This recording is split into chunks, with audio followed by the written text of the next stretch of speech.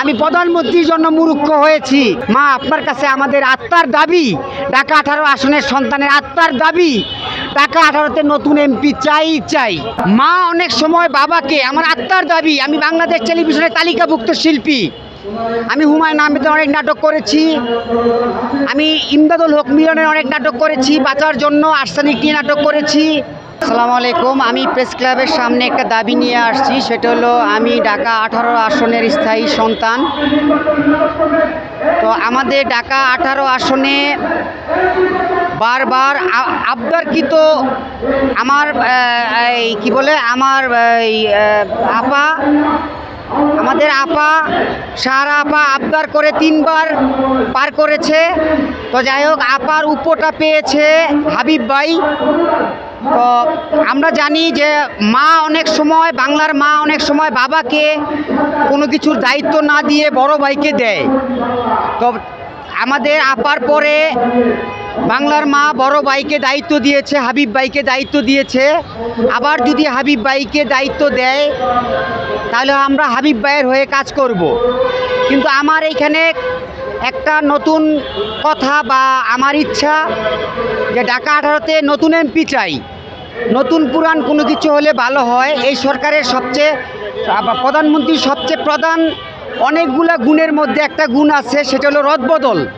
উনি সবসময় সব স্তরেই, এমপি, মন্ত্রী, প্রশাসন যেই হারেই হোক, সব স্তরে উনি রদবদল করে।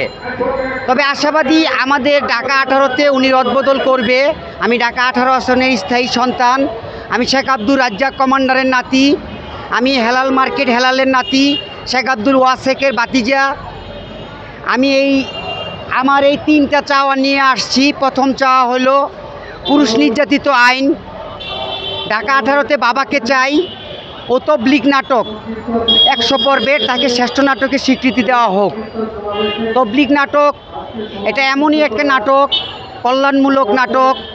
এই নাটক দেখে অনেক মানুষ, অনেক বাংলার সন্তান, অনেক বাংলার তরুণরা উপকৃত হবে।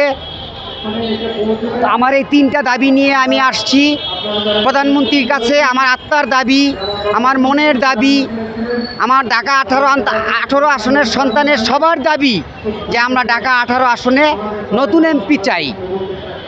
এখন নতুন এমপি বলতে আমি এটাই বোঝাতে চাচ্ছি যে হাবিব ভাই, আমাদের প্রয়াত আপা সাহারা আপার যেই আসনটা, শূন্য আসনটা উনি পেয়েছেন 2 বছরের জন্য। এখন যদি বাংলার মা বাবাকে না দিয়ে, আর আমি বাবা এটাই বোঝাতে চাচ্ছি, ঢাকা 18 আসনের বাবা, আমাদের বাবা হলো তুফাজ্জল, নাজিমুদ্দিন, কামাল, ওয়াসেক। এরা হলো আমাদের বাবা, আর 4 জন। আর ঢাকা 18 আসনের বড় ভাই হাবিব ভাই, খসরু ভাই, শফি ভাই, শাহ আলম ভাই, মিলন ভাই, এরা হলো ঢাকা 18-র ভাই। তো আমি আবারও বলি, মা অনেক সময় বাবাকে, আমার আত্মার দাবি, আমি বাংলাদেশ টেলিভিশনের তালিকাভুক্ত শিল্পী, আমি হুমায়ুন আহমেদের অনেক নাটক করেছি, আমি ইমদাদুল হক মিলনের অনেক নাটক করেছি, বাঁচার জন্য আর্সেনিক নিয়ে নাটক করেছি। আমার আত্মার দাবি, ঢাকা 18 আসনের সন্তানদের আত্মার দাবি, ঢাকা 18-তে নতুন এমপি চাই। সেটা উপর মহলের ইচ্ছা, প্রধানমন্ত্রী দলের প্রধানের ইচ্ছা। মা একটা কথা একসময় বলেছেন যে আমার সিদ্ধান্তে যদি কলা গাছও হয় তাহলে আমরা মাথা পেতে নিব। আমি এখনও বলি, প্রধানমন্ত্রী মা যদি কোনো আসনে কলা গাছকেও দেয়, কথার কথা, কলা গাছকে তো আর দিবে না, কথার কথা, যে উনি যদি কাউকে দেয় তাকে আমরা মাথা পেতে নিব। মার আদেশ, মার চাওয়াকে আমরা কোনোদিন আমরা তাকে, তার চাওয়াটাকে আমরা কোনোদিন মার্কেটিং করব না। এটাই আমার সবচেয়ে বড় কথা। আসলে আমি এমপি হওয়ার মতো কোনো যোগ্য নাই, তবে এমপি হতে কি লাগে আমি জানি না। আমি এমপির উপদেষ্টা হতে চাই, এমপির পাশে থেকে এমপিকে সাহায্য করতে চাই, আমার ঢাকা 18 এমপিকে সাহায্য করতে চাই।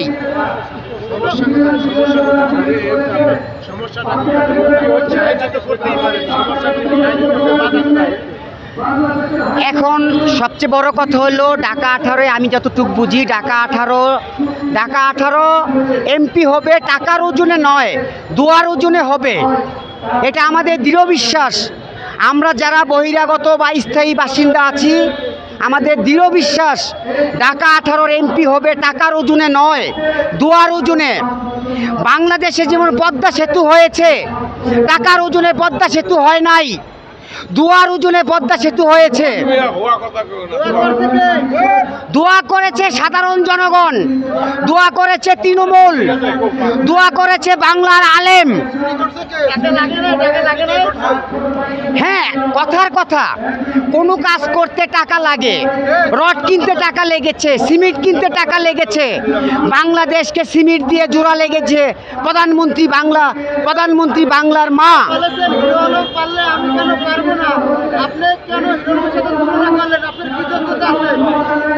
আমি হিরো আলমকে শ্রদ্ধা করে বলতে চাই, হিরো আলম যদি চাইতে পারে, পাপেল কেন পারবে না? বাবাদের জন্য ঢাকা 18। তো আমি হিরো আলমের সাথে এই জন্যই তুলনা করেছি, আমি 1997 সালে ঢাকা নাট্যদল থেকে প্রথম মুক্তির বিপ্লব করি। আমি জাতির পিতা বঙ্গবন্ধুকে ভালোবেসে, বঙ্গবন্ধুর কন্যাকে ভালোবেসে, আমাদের ভাই শেখ রাসেলকে, এই অনাথ ও কমলমতি শিশুটিকে ভালোবেসে আমাকে সেই দিন সেই ঢাকা নাট্যদল থেকে খোকা আচার্য আমাকে স্কিপ হাতে ধরিয়ে দিয়েছিল এবং বলেছিল মুক্তির বিপ্লব করতে। আমি সেই দিন পড়ালেখা না মুখস্থ করে, আমি জাতির পিতাকে ভালোবেসে, আমি শেখ রাসেলকে ভালোবেসে আমি মুক্তির বিপ্লব করি। আমি প্রধানমন্ত্রীর জন্য মুরুক্ষ হয়েছি। আসলে আমি ছোট ছোট নাটকে অনেক কাজ করেছি। বর্তমান টিভি নায়িকা লারা লুটাস, আমি লারা লুটাসের প্রতি আমার কোনো অভিযোগ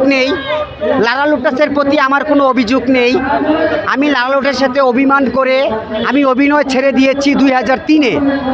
আমার ব্যানারের মধ্যে সব লিপিবদ্ধ আছে, আপনারা ফলো করলে বুঝতে পারবেন আমার ব্যানারের মধ্যে সব লিপিবদ্ধ আছে। আমি আসলে অনেক কিছু বলতে চাই, আমি আসলে বলতে পারছি না।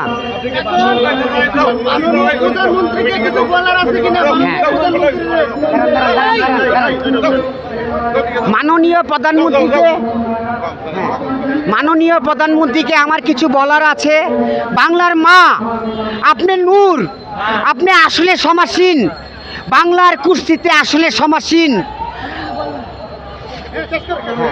ভাইয়া একটু ধরো তো, ভাইয়া একটু ধরো। সরো বাবা, সরো। বাংলার মাকে আমি একটা কথাই বলতে চাই, মা, ন্যায়, আপনি ন্যায়, আপনার আইন ন্যায়, আপনার সংবিধান ন্যায়, আপনি করা, ন্যায়ের পথে করা। মা, আপনার কাছে আমাদের আত্মার দাবি, ঢাকা 18 আসনের সন্তানের আত্মার দাবি, ঢাকা 18-তে নতুন এমপি চাই।